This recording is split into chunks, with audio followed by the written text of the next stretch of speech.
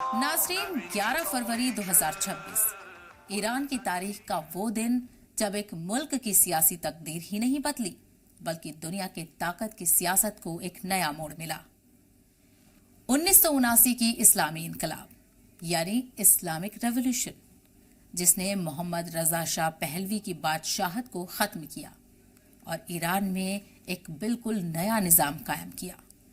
एक ऐसा इनकलाब जिसने सिर्फ तख्त नहीं पलटा बल्कि हुकूमत के ढांचे, रहनुमाई के उसूल और रियासत व मजहब के रिश्तों को नई शक्ल दी। आज उस इनकलाब को 47 बरस पूरे हो चुके हैं और इस ऐतिहासिक मौके पर सिर्फ तेहरान ही नहीं, Tabrez, Mashhad, Isfahan, Siraj, Ahvaz, कुम और सैकड़ों शहरों में लोग सड़कों पर मौजूद थे। ये सिर्फ जश्न नहीं था बल्कि एक सियासी विरासत की ताजा तस्दीक थी। आज की इस खास पेशकश में हम देखेंगे इस इनकलाब की बुनियाद, उसका निजाम, उसकी ताकत और 47 साल बाद उसका असर। मैं हूं सैबा अली सैफी और आप देख रहे हैं हमारा ये खास प्रोग्राम।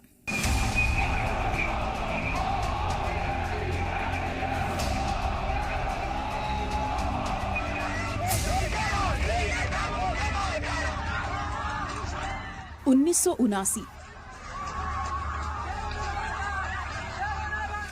मिडिल ईस्ट की सियासत का वो साल जिसने ताकत के सारे नक्शे बदल दिए। ईरान, जो कभी अमेरिका का सबसे करीबी हलीफ माना जाता था, जहां शाह मोहम्मद रजा पहलवी की बादशाहत थी, जहां तेल की दौलत थी, मगर आवाम के अंदर बेचैनी भी थी।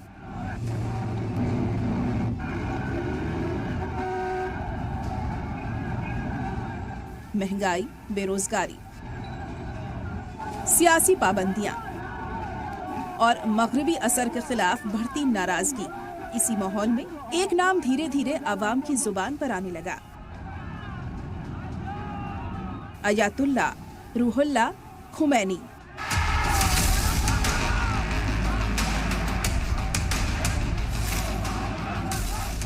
वो शख्स जो मुल्क से बाहर जला वतन था, मगर उसके पैगाम कैसेट, टेपों और खुतबों के जरिए ईरान की गलियों तक पहुंच रहे थे।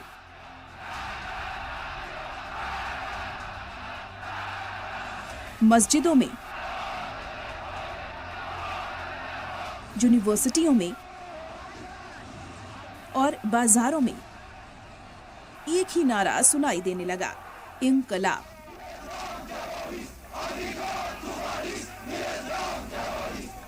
1978 से 1979 तक मज़ाहिरों का सिलसिला तेज होता गया।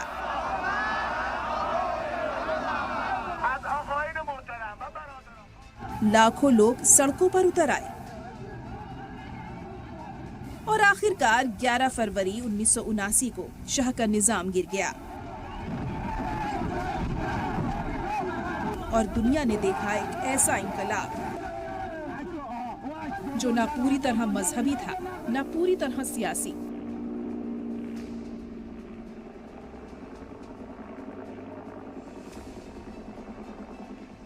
बल्कि दोनों का एक अनोखा इत्तेहाद था।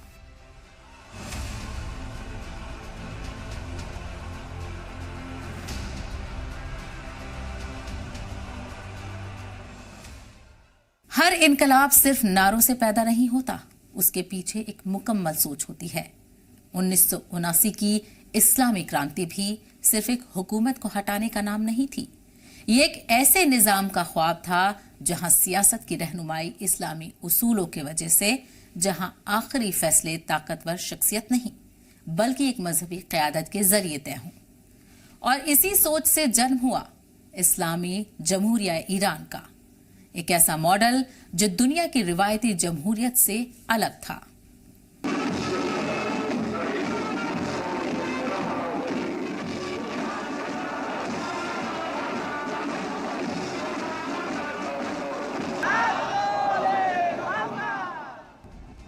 इनकलाब के बाद ईरान में जो निजाम कायम हुआ, उसकी बुनियाद एक अहम उसूल पर रखी गई, विलायत-ए-फ़क़ीह, यानी एक मजहबी आलिम की सरपरस्ती में चलने वाला निजाम। इस उसूल के तहत मुल्क की सबसे बड़ी सियासी और फौजी ताकत रहबर-ए-आला यानी सुप्रीम लीडर के पास होती है।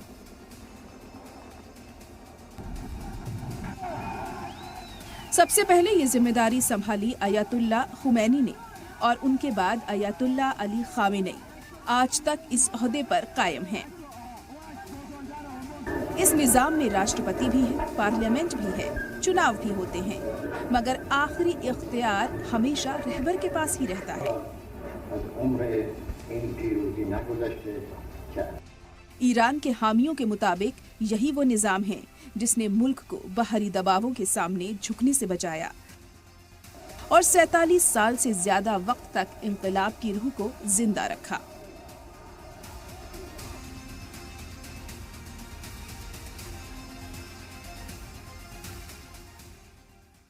जब इस्लामी इनकलाब को 47 बरस मुकम्मल हुए तो इस सालगिरह ने एक अलग ही तस्वीर पेश की। ये सिर्फ भीड़ का जमावड़ा नहीं था, बल्कि नस्लों की मौजूदगी का मंजर था। तबरेज की सर्द हवा में भी लोग निकले। मशहद की सड़कों पर नारों की गूंज थी। इस्फहान और शिराज में खानदानों के साथ शामिल लोग और कुंभ में मजहबी हलकों की सक्रिय मौजूदगी ये बताता है कि 47 साल बाद भी ये तारीख मुल्क की आवामी यादों में बस चुका है।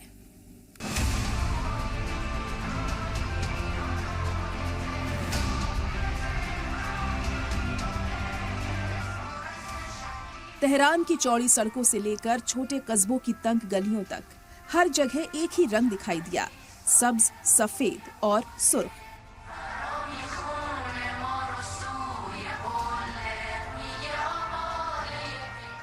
ईरान का परचम हर हाथ में लहरा रहा था। स्कूलों के बच्चे, यूनिवर्सिटी के तलबा, मजदूर, ताजिर,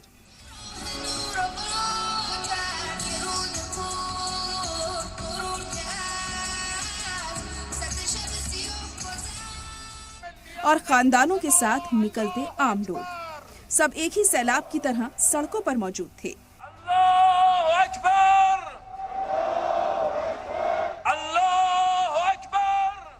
कहीं इंकलाबी तराने बज रहे थे, कहीं पुराने नारों की गूंज थी और कहीं बुजुर्ग अपने बच्चों को 1979 की दास्तानें सुना रहे थे। तेहरान के आजादी स्क्वायर का सबसे बड़ा इज्तिमा हुआ, जहां बड़े बड़े स्टेज लगाए गए। इंकलाबी गीत गूंजे और फौजी बैंड की धुनों पर परचम लहराए गए।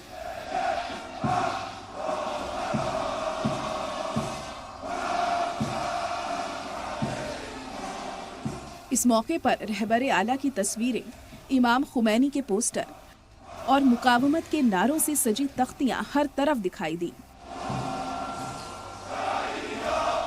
ये मंजर सिर्फ जश्न का नहीं था, बल्कि याद दिलाने का था कि इस्लामी इंकलाब की रूह अब भी सड़कों पर जिंदा है।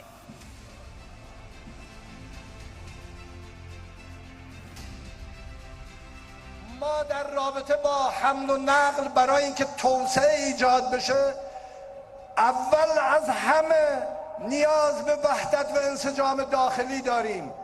امروز بیشتر از هر زمان دیگر ما به وحدت نیاز داریم. در مقابل تهدیدها، در مقابل توطئه‌ها، در مقابل کجروی‌ها و یا گول خوردن‌هایی که در جامعه گاهن جوانان ما رو فریب میدن. ईरान में इस सालगिरह का एक और पहलू भी होता है। ये दिन सिर्फ सियासी इजहार का नहीं, बल्कि ताकत के इजहार का भी दिन बन जाता है। मिसाइलें, ड्रोन, डिफेंस सिस्टम, लंबी पाबंदियों के बावजूद गढ़ी गई ये सैन्य क्षमता तेहरान के लिए सिर्फ हथियार नहीं, बल्कि इरादों की एलानिया तस्दीक है।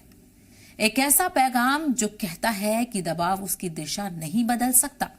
एक ऐसा संदेश कि ये इनकलाब सिर्फ किताबों का नजरिया नहीं, बल्कि सरहदों की हिफाजत में भी मुकम्मल भरोसा रखता है।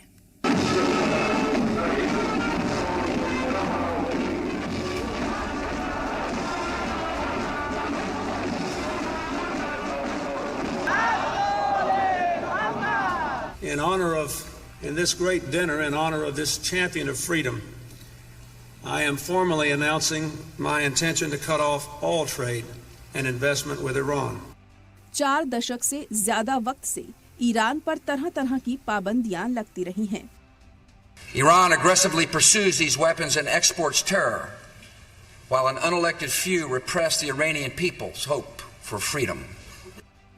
Iran is very high on my list of things to watch, and as you probably know, I sent them a letter just recently, and I said, you're going to have to make a decision one way or the other, and we're going to either have to talk and talk it out, or very bad things are going to happen to Iran.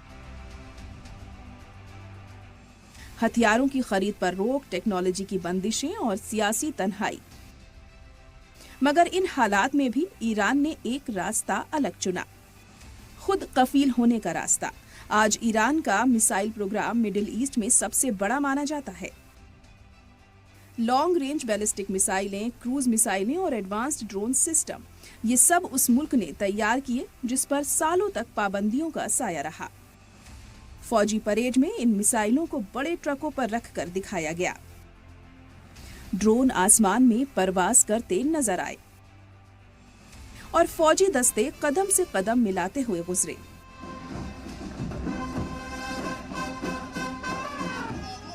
ये सिर्फ एक नुमाइश नहीं थी, बल्कि एक पैगाम भी था कि इस्लामी इंकलाब सिर्फ सियासी नहीं, बल्कि फौजी तौर पर भी खुद मुख्तार है।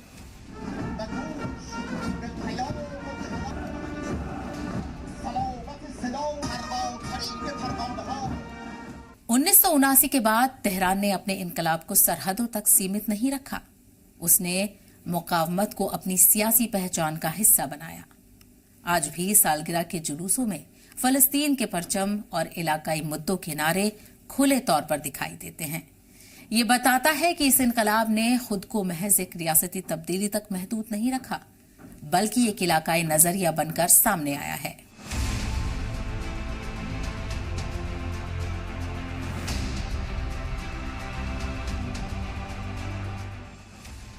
ईरान की सियासत में एक इस्तिलाह बहुत मशहूर है, एक्सेस ऑफ रेजिस्टेंस, यानी मुकावमत का वो धुरा जो तेहरान से शुरू होकर मिडिल ईस्ट के कई हिस्सों तक फैला हुआ बताया जाता है।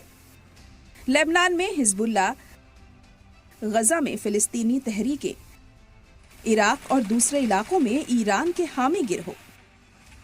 तेहरान उन्हें मुकावमत की जंजीर की कड़ियां बताता है।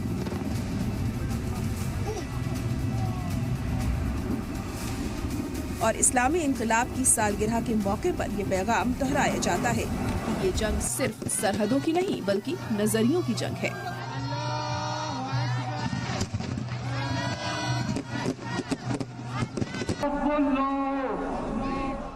जुलूसों में फिलिस्तीनी स्कार्फ पहने नौजवान, मुकावमत के नारे लगाते बच्चे और बुजुर्ग जो इस जंग को एक मजहबी और सियासी फर्ज मानते हैं।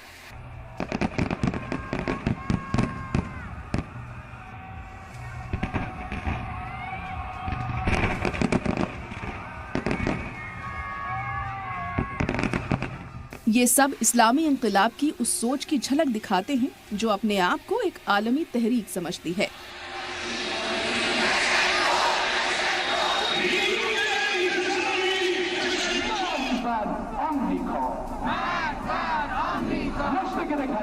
सैतालीस साल बाद सबसे अहम सवाल ये नहीं कि इनकलाब हुआ कैसे, बल्कि ये है उसका असर कायम कैसे रहा। आज सड़कों पर जो नई नस्ल दिखाई देती है, उसने न शाह का दौर देखा, न 1979 की हलचल, मगर फिर भी वो इस कहानी को अपनी पहचान का हिस्सा मानती है। स्कूलों, यूनिवर्सिटियों और सरकारी बयानियों के जरिए से इनकलाब की दास्तान एक पीढ़ी से दूसरी पीढ़ी तक पहुंची।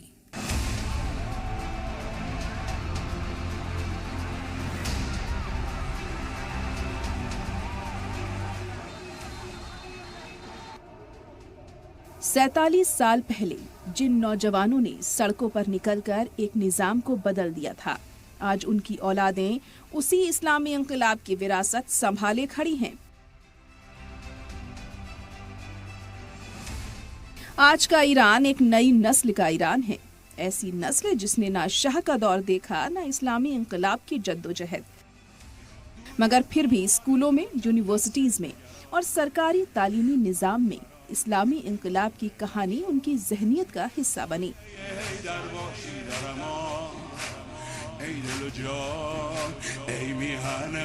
आज के जुलूसों में सबसे आगे यही नई नस्ल दिखाई देती है। हाथों में परचम, लबों पर नारे और दिलों में अपने मुल्क की एक मुकावमत भरी तस्वीर। ये वो पीढ़ी है जिसे बताया गया है कि इस्लामी इंकलाब सिर्फ अतीत की याद नहीं बल्कि मुस्तकबिल का रास्ता भी है।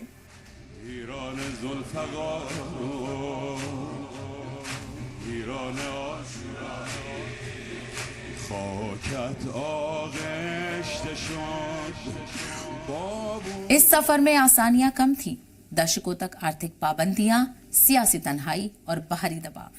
अमेरिका और उसके हामी मुल्कों का मकसद था तेहरान को झुकाना, मगर ईरान का दावा है कि इसी दबाव ने उसे नई आर्थिक सोच की तरफ मोड़ा, जिसे वो मुकावमत की माशियत कहता है।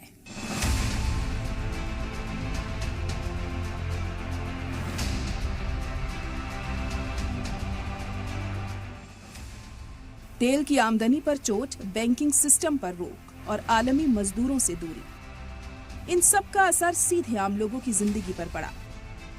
महंगाई बढ़ी, रोजगार के मौके कम हुए और कई बार जरूरी सामान की किल्लत भी देखी गई। मगर ईरानी हुकूमत का दावा है कि इन हालातों ने मुल्क को खुद मुख्तार बनने पर मजबूर किया। लोकल इंडस्ट्री को बढ़ावा मिला, घरेलू टेक्नोलॉजी तैयार हुई और कई अहम सेक्टर्स में ईरान ने खुद अपनी राह बनाई। सरकारी बयानियों में इसे मुकावमत की माशियत कहा जाता है, यानी ऐसी अर्थव्यवस्था जो दबाव में टूटे नहीं बल्कि उसी दबाव को अपनी ताकत बना ले। आज जब 47वीं सालगिरह मनाई जा रही है तो सवाल सिर्फ अतीत की यादों का नहीं, सवाल ये है कि 2026 का ईरान खुद को किस मुकाम पर खड़ा देखता है। क्या वो अब भी एक इनकलाबी रियासत है या एक मुकम्मल जियोपॉलिटिकल ताकत? न्यूक्लियर बहस, इलाकाई असर रसूख और आलमी ताकतों की पैनी निगाहें, इन सब के दरमियान तेहरान आज भी अंतर्राष्ट्रीय सियासत का एक अहम और असरअंदाज किरदार है, जिसके फैसलों की गूंज सिर्फ उसकी सरहदों तक महदूद नहीं रहती बल्कि पूरे मिडिल ईस्ट और उससे आगे तक महसूस की जाती है।